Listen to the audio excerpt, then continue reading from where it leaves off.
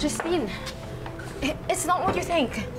Oh, please, Zoe. I'm not stupid. You are so busted. Bakit pakailamera mo? Bakit ako hindi magiging pakailamera? Ha?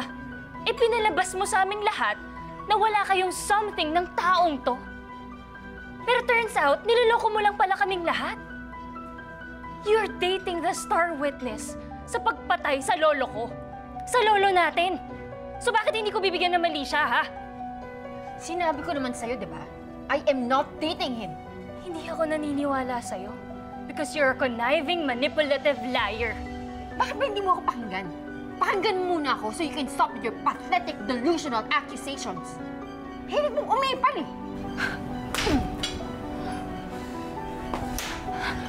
Wala ka! How dare you! Nasakal mo ko! Tama na yan! Sino ka ba? Ha? Kapal na mukha mo! Kapal ang mukha mo! Mas makapal mukha mo! Guilty ka na nga! Lumalaban ka Ano pa! nangyayari dito? Boss, okay lang to, okay lang to. Sabi mo sa akin you're dating Dr. Prado.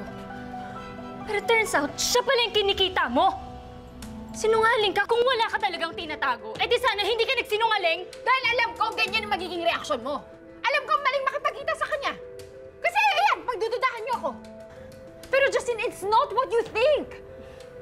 Nandito lang ako para mag-thank you sa kanya. Mag-thank you for him telling the truth. Because that truth could set my mom free. Bakit masama ba yun? Masama ba yung mag-thank you ako sa taong... Masama kung meron kang ibang masamang intensyon. Hindi ako naniniwala na walang kasalanan yung mommy mo. At mas lalong hindi ako naniniwala na walang kinalaman tong pagkikita niyo ni Dax sa paglaya niya. Think about it. Your mom is a criminal. You're dating a criminal. And that makes you what?